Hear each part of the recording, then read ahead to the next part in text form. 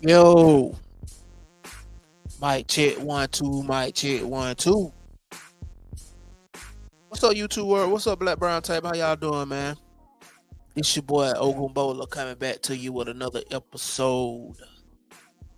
Another episode. I don't know what we gonna name. We just gonna call it reviewing commentary and on documentaries. I hope everybody out there been having a good day, good week, good month so far. I know I have, man. You know, I'm feeling real creative. I'm feeling real energized. I'm feeling real charged up.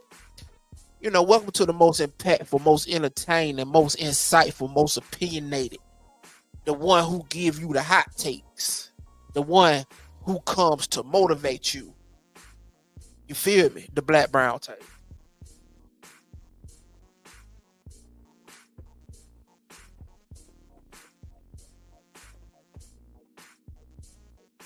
Because guess what? The Black Brown Table is us, and the Black Brown Table is you. The audience is the Black Brown Table. Without you, there's no we. And without we, there's no us. Because men and hand make the work easier. You feel me?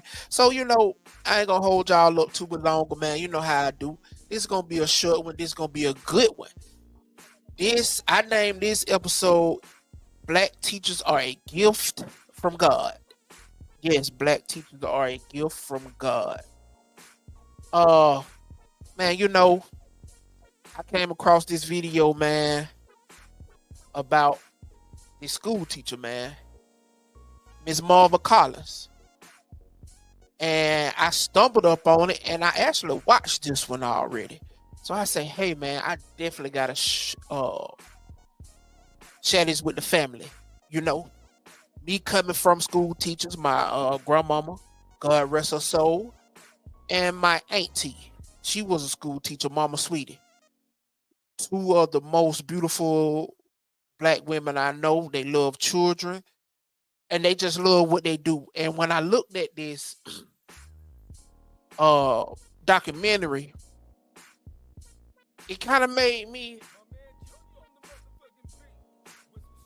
emotional because it made me think about my auntie, Mama Sweetie, and my grandmama. And yeah, man, you know, I said I definitely gotta show this with the Black Brown Table. I definitely gotta show this with the family. You know, I hope y'all thumb up the video, like the video, share the video. Definitely share this one. If you know a school teacher, man, please share this video with them. You know, drop it in their DM. You know, especially in the black community, man. The school teachers was like our preachers, man. You know, they was like our doctors. You know, they built us up to get ready for the world, man.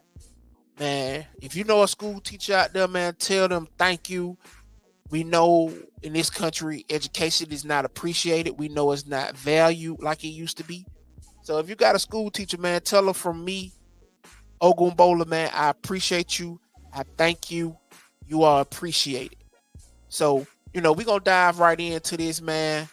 First, you know, we got to do the fair use copyright disclaimer on the section 107 at 1976. Copyright disclaimer on the section 107. Copyright at 1976. Allowance is made for fair use. This is fair use. We will be viewing this documentary for fair use purposes such as criticism, comment, news reporter, teaching, scholarship, and research. Definitely teaching, definitely scholarship, definitely research. Fair use is permitted by copyright statute that might authorize the infringe of non-profit educational or purposes use tips to balance in favor of fair use.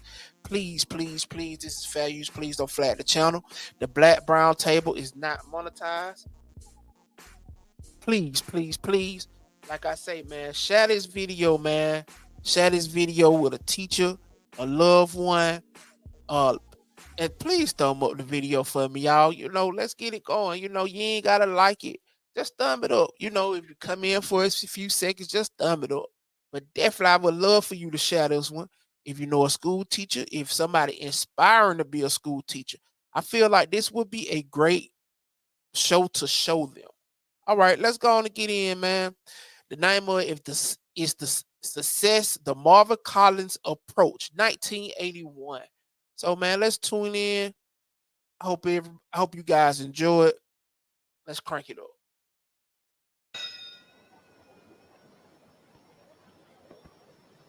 When they walk in the door, I will say to them, welcome to success, say goodbye to failure, because here you are going to fail. I'm not going to let you fail. You're here to win. You were born to win. And if I have to care more about you than you care about you, that's the way it will be. This day has been given to me. This day has been given to me. Fresh and clean. Fresh and clean. I can either use it. Or throw it away. I promise that it shall be used. Not lost. I will be superior in my ability. In my thoughts. In my deeds. And in my actions. And you must be. This is Marva Collins, a Chicago City school teacher who, dissatisfied with her own children's education, decided to start her own school. Basically, 5 years ago, I just felt that there were far too many children being recruited for failure, far too many excuses being used for not educating children. Living in this area myself, I really felt that somehow there were far too many lives just hanging out there in a perilous vacuum. So I decided that whatever I did, I could do no worse. So I decided to start my own school. Westside Preparatory School was born September 8, 1975, located in Marva's Westside Chicago home. Marva operated the school in her home for 4 years. In 1980, Westside Preparatory expanded into this former bank building a few blocks from Marva's home. Here, Marva added a staff of teachers who utilize her teaching methods with 200 students of different age levels. What is this? Very, very good. Okay, the vowel is ah and the word is from. The vowel is ah and the word is from. Okay. And I think schools are failing because, first of all, teachers are so busy trying to make children conform to what they want them to be. And I think teachers are constantly trying to bend children to the way they think they should be. And I want to give children my love and my confidence, but I emphatically want them to have their own thoughts. I would hope their thoughts would be their own. Okay, what's the name of it? Speak up. Song of the Witches by whom? Jane, Mary, or whom? William Shakespeare. No, he didn't. Chaucer wrote it. No, he didn't. Geoffrey Chaucer wrote it. Very good. Because the teacher's mouth is no prayer. What? It's no prayer book, okay? Your brain is just as good as mine. You think for your what? You think for yourself. It's always the children are the big U's and we are the little I's. The teachers are not the big I's in our school. No teacher in our school has a desk. We do not have a chair nor a teacher's desk. We walk all day. We serve the children. We find something positive to say about a child every morning. I like your gym shoes. I like your ribbon. I like your blue jeans. We find something to say good to a child every morning. That's just as important as the curriculum. But it's, what do we say? Shazade affairs. Shazade affairs means a what? Oh, that's good, Eric. Very, very good. Shazade affairs means temporary stuff. See, that's what I mean. When we learn how to learn. See, I didn't have to tell him. When I was talking about the French CH word, he found one on his what? On his own, okay? What does that say now? To develop success without competition is to feel good about yourself, realizing that each one of us are very, very unique and that principles enunciated is really no good if we do not act them out. But here, each child knows that they're very, very unique, that they're very special. And I think each child develops his own self-esteem, so there's no need to be competitive. When you're working with children, it's how you teach them. It's a certain way you teach them. Now, I've gone to other schools and I've seen how they work with children, but it's nothing like she would teach them. She always tells them that you will never fail. You will always succeed. That's right. And the poison? And the poison around we go. Very good. I think people attribute really what I do as being a miracle when it's simply hard work and preparation. Other teachers can get the same results that I get by developing a positive attitude. However, I have had many teachers work with me. And I think until one is open to suggestions of, I want to become a better teacher, I want to become a better anything, it doesn't have to be a teacher. I think once we stop striving to be better and settle for average, then that's about it.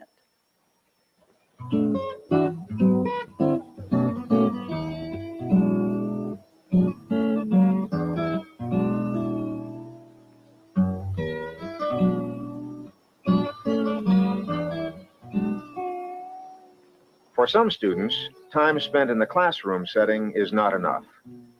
Marva reserves the first hour of each day for a student who needs individual attention. What we do is I have them come in like an hour early so that I can give them an hour of my free time with just that child and I. Circle at the top, question mark, because it asks a question. Very good. Swing back down to the line. In one respect, Marva Collins is a very hard, dedicated teacher. See, when you're dedicated, everything else falls in line. Everything is easy. But if you're not dedicated, quite naturally, you really can't put out what you really want to. So a lot of times I come in and I work with the children about 7:30. School actually starts at 9. And we work with the children. They're often going to the board. Don't erase, go read. Flat. They love to come in, but now we have a whole school coming in an hour early. If I say, Bruce, you come in the morning so I can help you. That doesn't mean everyone come in, but before I know it, everyone is coming in early in the mornings, not wanting to go home at the end of the day, saying, where did the day go? And our school is very special because we don't take recess, so you would think children would be bored. But they go down one stairwell and sneak back in. That's the worst problem we have with them at the day, is getting them to go home. What's the vowel? The vowel is And the word is flat. You're going not quite. I think many people don't treat teaching as a profession where there are a set of very basic skills that you have to learn and put together in a certain way so that you get good or superior results. And she just has a way of putting together the program so that, we can bring those things out of the children. Look, everyone say it. Glint. All right. The word is glint. Listen to the key vowel in the middle. It. Glint. One of the major teaching tools at Westside Prep is the teaching of phonics. Phonics teaches not just the letters of the alphabet, but all the individual sounds of the English language. Int. Flint. There are about 93 basic sounds in the English language, more or less. Phonics, you simply learn every sound, syllables in words that we speak in the English language or any other language, and you sound the sounds out that are next to each other. For example, in the word mother, there are 4 basic sounds there, all right? They can be spoken, they can be written. We teach the children how they look, and we teach them how to write the sounds. That's phonics. Basic sounds in the English language. The children use them for spelling, for writing compositions. If you know your sounds, you can read and write anything. That's phonics. The oak tree. A large oak tree is growing at the edge. Whatever a child can read in our school, they can also spell. For example, when most children learn the cutesy alphabet song, A, B, C, D, E, F, G, we teach them all the spellings there will ever be in this world for A, and that's E-I-G-H-A, A-I-G-H-A, E-Y-A, A-I-A, A blank E-A. There'll never be any more. Block you, use. Airplane, van. Lariat, wet. Pop sound. Look, baby bird, yellow. Now we're song, our phonics song. Here are our vowel signals, E, I, and Y. What are vowel signals? E, I, and Y. And see, a child is missing that many spellings. That's why we have so many poor spellers across the country, because most teachers do not want to take the time to really sit there and teach them the heavy doses of phonics. They Black ask for teachers are a each gift word, from knock the God, child for a bro. loop. They are. And yet we tell children to use a dictionary. How on earth is a child going to find the word I see pneumonia myself sitting in unless that some teacher has classroom, told them man. that the P is silent and you take those silent words in isolation? But that means that that teacher is on their feet at the blackboard. This is not some sheet that you can give children. And the word is quiz. The vowel is Our children learn in patterns. Our children know the rules. I before E, except after C, unless our E has the sound of A as in neighbor and way. Or they know the Italian CH as in Andromache, Achilles. They know the French CH as in Charlie, Charlemagne. Then they know the American CH which says chat, chair. Okay? Now the Italian CH which says ca is, let's say it, ache. Ache. What does it say? Champagne. Come like Charlemagne on the board for me. Okay, that's the French CH which says what? They not only know this, they know the words too. They know what they mean. But it means that I have to take these words in isolation during the entire year. But that's why we never give assigned spelling lists. Because what happens when you're assigned spelling words, they learn to spell them to pass a test. And 2 weeks later, they can't spell those words. Very good. Mike, let's give Michael a hand. Okay, what does that say? Charlie what? Charlemagne. Champagne. Charlemagne. Okay. You see the difference between, what's the difference between this word and that word? The what? What happens? The vowel signal E hits the vowel before it and makes it say its what? Makes it say its name. You see, look, E, I, and Y are like the traffic lights. They're vowel what?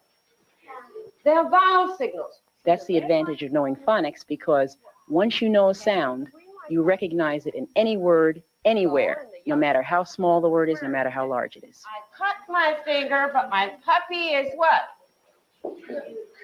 Come on. I cut my finger, but my puppy is Q. CU says Q. QU says what? Qua.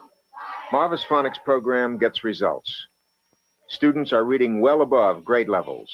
Students who came here because they had not learned to read in other schools. We get the 7, 8, 9, 10, 11, 12, 13, 14-year-old children that no one else will take. But our sixth graders scored 13.1, which is a college freshman level, which says that these children were bright children all the time. They simply needed someone who believed in them. They've taken the Iowa test, they've taken the California test, and I said, was a test difficult? They'll tell me, after you learn to digest the rhinoceros, you can digest anything. And they always say to me, after being here, we can pass anyone's test, we can do anything. Okay? What's the name of the play again? Macbeth. Come on, Macbeth. Okay, by whom? Okay, and this is one of his tragedies. And what did I tell you the theme of the story is? Thou shalt what? Thou shalt not kill. Now, all stories have symbols, okay? Batman and Robin are what? Are symbols of justice over evil. Now, the symbols in this story, boys and girls, is blood, the witches. Now, the witches predict, but Macbeth determines. People predict anything they want, but only we can determine whether it what? Whether it comes true or not. I can say, oh, you're so stupid, but that's my prediction, but only you can make it come what? That's why we should never let people tell us what we can, what we can't, what? Only you can determine what happens. Now, after we finish reading today, that's going to be your written composition. People predict, I what? I determine. Marva's curriculum is interconnected. Here, Marva teaches Shakespeare to children ranging in age from 5 to 12.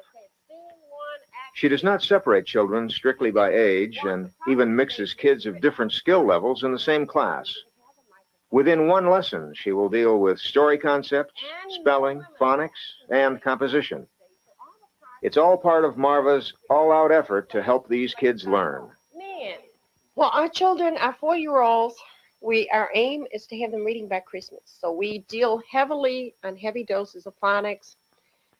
We start them with the multiplication tables. As soon as they learn to compute, to add, we start them with 2 times 3. We teach them the multiplication tables of 2s, 3s, and 4s. By Christmas, they're dividing and doing simple multiplication.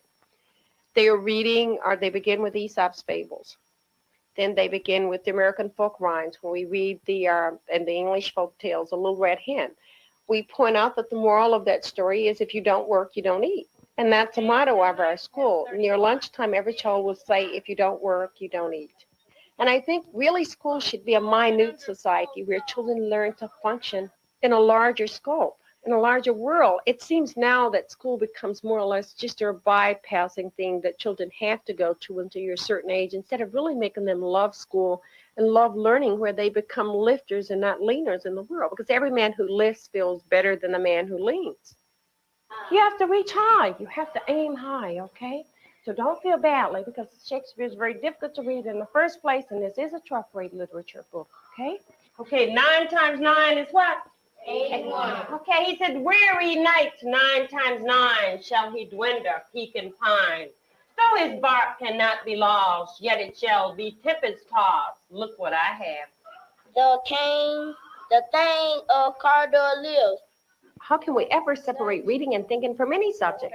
A child can't do well in typing class unless they know how to read and think. A child can't do well in biology, chemistry, or anything unless they have the ability to think. Belief. Okay, he said, oh, hallelujah, you're reading, praise the Lord. Double, toil Good and witch. trouble. Fire burning, cauldron bubble. Fill it with a finished snake, and the cauldron boiling bake. I have Newton Tower frog, Willabet and tongue of dog, Alex forks and bland with steam, lizard legs and hollow swings. For a charm for power, trouble, like a hellbound boiling bubble. Very good, Helena, third stanza. Marva's curriculum concentrates on the basics: reading, math, and composition. There are no frills, no athletics, not even recess. The children stay in one room all day with one teacher. Because of this concentrated effort, Westside sets high goals for its students. Those who cannot read will be reading, all right, as has happened this past year.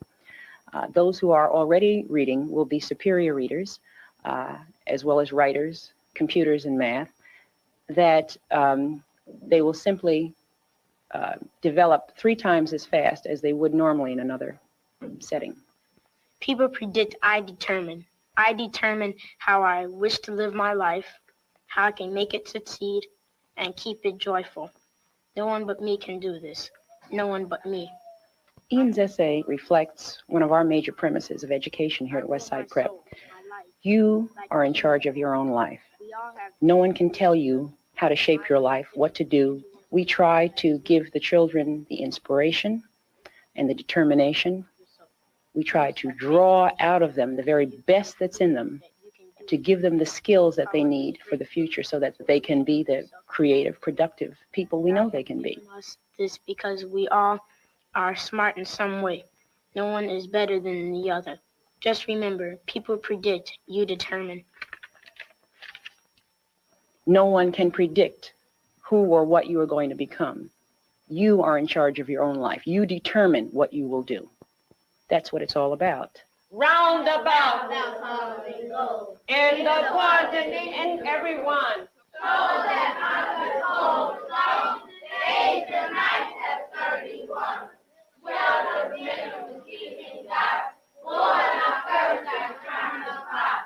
Double, toil and trouble, fire and cauldron bubble. Marva gets her classroom materials from a variety of sources: the children's section of the local bookstore, weekly reviews of new children's books, the library section of children's classics. Marva believes teachers should not limit themselves to standard classroom textbooks. I call them 2x4 teachers. They are bounded by the 2 covers of that book and the 4 walls of the classroom. It's like children living in a neighborhood and never realizing that there's a wider world out there. Well, it's the same thing with a teacher. To just read what's given to me in a classroom and not explore other means, not to explore other things, to me is really a crime.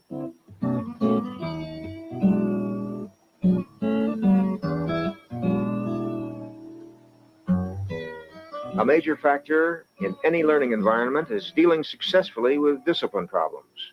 Marva has her own unique approach. the severe discipline problems, I think I always think of a little story. It's like the little boy who'd been to 14 different schools. And the mother came to me in April, just begging and crying and pleading. We were here in the house at that time. My husband had been working on something upstairs, and he had left the hammer in the bathroom. The child picked up the hammer that day after one of the children in the classroom. So I looked directly in his eyes, very serious, and said, you know, the good Lord gave you your head because he thought you knew how to use it. I have a closet just filled with heads of little boys who didn't know how to use them. And I keep them until I find a little boy who really knows how to use them. Now, if I ever see you with that hammer after another child, I'm not going to move the hammer. I'm not going to put things away that you should not have. We use hammers to nail things with and not to attack people. I am going to knock that nice head off of your handsome shoulders, and you won't have to worry about the burden of carrying it around anymore. I'm not going to call you mother. You're here to stay. I love you, but I'm not going to have that. No more problems. I promise that this day shall be used, not lost, gained, not thrown away. It is my life. I refuse to let Mrs. Collins love me more than I love myself. Imagine you in a house. Or nobody ever told you they love you. And you come see this strong black woman every day. More than your family, and she tell you she love you. Imagine what that does to the psyche of a little black boy. Whew. Because I do love you, and you can't stop me from loving you, and I'm not going to let you fail, so sit down and succeed. Because you don't have a choice.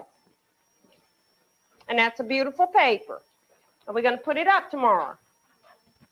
Inside, it's like our Michelangelo said about the piece of marble that he carried around Italy. Inside is an angel trying to get out. And I guess I'll always think of that here, that of all the toughness and the tough talk that these children talk here on the street, inside is a child who really wants to be accepted. Excuse me. It's a child who really wants not to have to come in with a new show every day. That's a pressure on that child, and he's begging for someone to relieve him of that pressure. And I think that once he finds the one person that relieves him of that acting out, relieves him of that pressure, then he is at peace with himself. And you see, in our school, no child gives that child an audience. So therefore, there is no need for him to act out. There's no laughing if he gets smart alecky or if he comes out with a comment. Everyone continues to work as if he said the most normal thing in the world. Nyla, later, put your pencil down, okay? But I find the child who's acting out, or who's shooting the spitballs, or the older boy in the back who's clowning and goofing around, I stand right beside that child with my hand on his shoulder. And I talk directly to that child. You're gonna not fight, and you're gonna what? You're gonna don't talk, and you're gonna what? Learn. Very good. And I know you can do it because you're very what? Sagacious. And sagacious means you are very smart. And I think we ignore these children. They're usually sitting in the back of the room. They're the ones that are farthest behind. And I think, again, we forget what it's like to be a child. Teachers never bother to ask children if there's a problem in the home. Usually, when children act out, when children are not learning, it's a signal that something is wrong, just as our illness or our pain is a signal that something is wrong with us. And I don't think educators see this as a signal. I consider myself parent and teacher. It's my responsibility to let my lessons go for a few minutes to find out what's bothering this child. Here, it's smooth. Be happy the pencil is broken and you aren't. Okay? See, there's always a good side. Just we can get another pencil. Many discipline problems have been very, very bright children. And I think we have to examine that. Maybe we're not reaching this child. And I've heard teachers say, stop the doodling. But if I have a child who likes to draw in my classroom, I'll say, that's a beautiful picture. But you know what I want you to do? I want you to write a story about that beautiful picture. So he's drawing, and he's also gotten the skills that I want him to get too. I think you have to always use positively whatever he does. If they're acting up or they're constantly chewing gum, I'll have them write a composition, The Art of Chewing Gum. You threw the paper, so you're going to write a composition called what? Why I throw paper. It's dumb and stupid to sit up and write. I will not throw paper 1,000 times. We don't do that. Everything here is to learn. Say, give me an A. Give me an A. Give me an E. Give me an E. Give me an I. Give me an I. Give me an O. Give me an O. Give me a U. Give me a U. I like reading. How about you? Come on. I believe in universal children. I don't think red, green, white, pinstripe, polka dot. I think quality. I think universal. I think that despite if there's prejudice or whatever, and I say to our children, that's that person's problem. When you become part of the problem, then you're a problem too. You must all be universal so that you can function any place, not just here in your neighborhood, but as citizens like Socrates, as citizens of the what? Of the world. But when a child has skills, feels good about himself, there's no reason to hurt other people. There's no reason to act out. I love the way you tried. Let's give him a big, big hand. Oh, you didn't even. And then he gets another hand because he tried. Come on. And I think basically a child knows that you are really concerned about them and you're working with them very closely. And I feel that that discipline problem can be corrected through that. Look, there is nothing wrong with you. You just have not been taught. I don't want you to get this, I'm dumb, I'm stupid. There is nothing wrong with you. You are somebody because God didn't make any junk. All right? That's all right. If you can't forget your last name, don't worry about it. Just calm down. We're here to help you. Okay? The same problem children have problems all the way around, ironically. It's no lunch, no money, no skills, no self-image either. It's really because they never really discovered the unique them. They never really discovered that what they're seeking for is already within them. It's like the Wizard of Oz. Somehow children read that all across the country, and teachers never point out to the children, oh, it's a cute story, but they never point out the moral of the story, that what they're looking for, each one has. That the lion already has courage. It's all within our realms if we stop looking outside of us for it. You can, Scott. You can. If you don't think too thoroughly, you can't. You can, right? The success of these children and of Westside Preparatory School is the result of dedication, positive thinking, hard work, and love. Patricia Juergens offers a final thought for teachers who want their students to say, I can. Teach yourself. Learn as much as you can about education. Never assume that you know it all. I've been teaching 10 years. I've learned so much from Marva. Never assume that because somebody has given you a superior rating, that this automatically makes you superior. We're never finished learning. Teach yourself.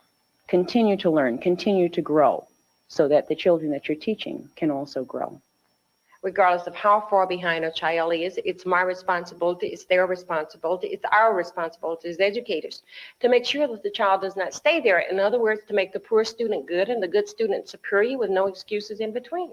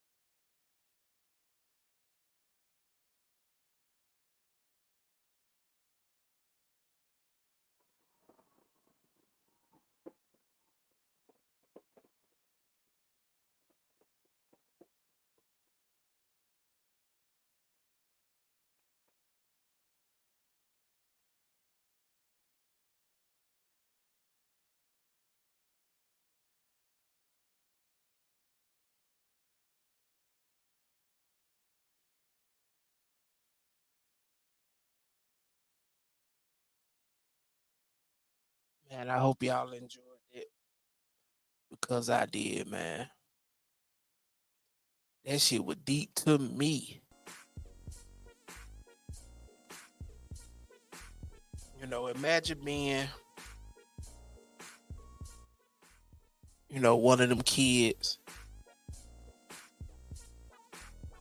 and seeing that strong black teacher tell you that she love you and that you can succeed, don't give up,